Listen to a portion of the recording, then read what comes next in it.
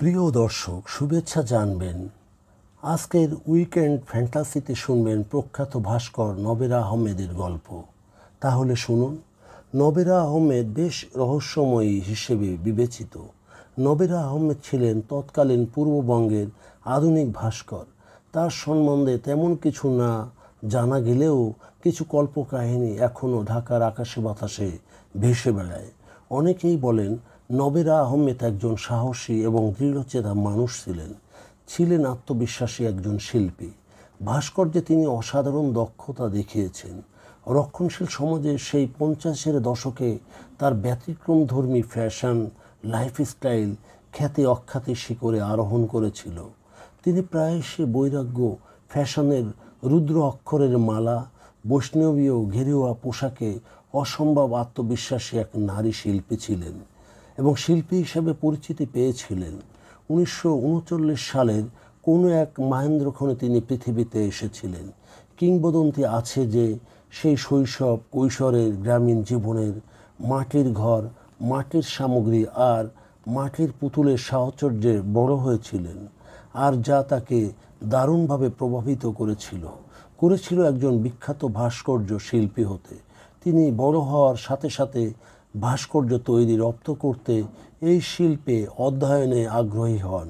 অবশেষে সমাজের বাধা সত্ত্বেও তিনি ক্যাম্বারওয়েল স্কুল অফ আর্টস অ্যান্ড ক্রাফটে ভর্তি হন। তার ডিগ্রি শেষ হওয়ার পর তিনি নিজের মাতৃভূমি বাংলাদেশে ফিরে আসেন এবং 1956 সাল থেকে 1960 সাল পর্যন্ত ঢাকায় আনুমানিক 100টি ভাস্কর্যের কাজ করেছিলেন। তার প্রাথমিক ভাস্কর্য কাজে জগৎ বিখ্যাত ইংরেজ ভাস্করবিদ বা শিল্পী হেনরি মুরের প্রভাব ছিল। তিনি জ্যামিতিক বা নৃতাত্ত্বিক ফর্মের সংমিশ্রণে দারুণ সব পরীক্ষা নিরীক্ষা করেছেন। পরবর্তীতে অনেকটা বদল ঘটে এবং তার কাজ শুরু হয় স্প্রে পেইন্ট, লোহা এবং ব্রোঞ্জের মতো মাধ্যম দিয়ে। পরে অবশ্যই পুরো কর্মে পেইন্টিংয়ের দিকে ঝুঁকে পড়েন। কিছু বিমান দুর্ঘটনার অবশেষ ব্যবহার তৈরি করেছিলেন তিনি, যা তার উদ্ভাবনী গুণাবলী এবং সঠিক কাজের জন্যে সম্মানিত ছিল।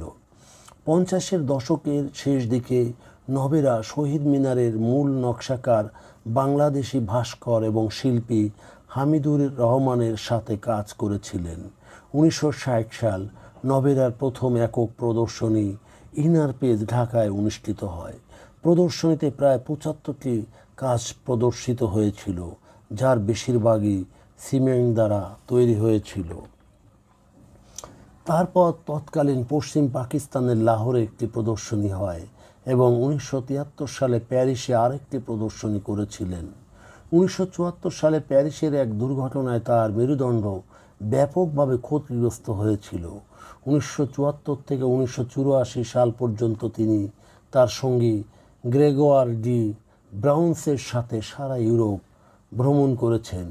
ওই সময় তিনি ভারত ভ্রমণেও এসেছিলেন। এই ভ্রমণকালীন অবকাশের 10 বছর তিনি কোনো কাজ করেননি, তবে দীর্ঘ বিরতির পর চিত্রকলা ও ভাস্কর্যে আবার ফিরেছিলেন। তখন সাল ছিল 2015।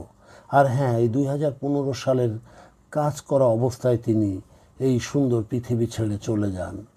যদিও তার জমকালো বর্ণাঢ্য জীবনে এর বিশেষ অংশে জনসাধারণের থেকে দূরে ছিলেন, তবে ভাস্কর্য নির্মাণে বিপ্লব ঘটিয়েছিলেন।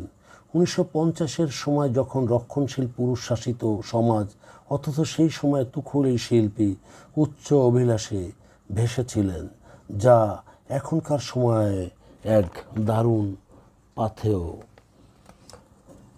নবেরা আহমেদ কী করছে তা বুঝতে আমাদের অনেক সময় লাগবে, বলেছিলেন শিল্পাচার্য জয়নুল আবেদিন।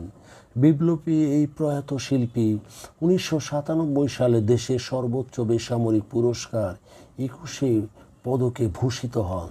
তার মৃত্যুর পর নবেরা আহমেদের সঙ্গী গ্রেগোয়ার ডি ব্রাউন্স তার কাজের সম্বন্ধে একটি জাদুঘর স্থাপন করেন ফ্রান্সে। নাম মিউজিয়াম নবেরা আহমেদ। প্যারিসে অভূত ফরাসি শহর লা রোচে গুয়নে সে মিউজিয়ামটির অবস্থান।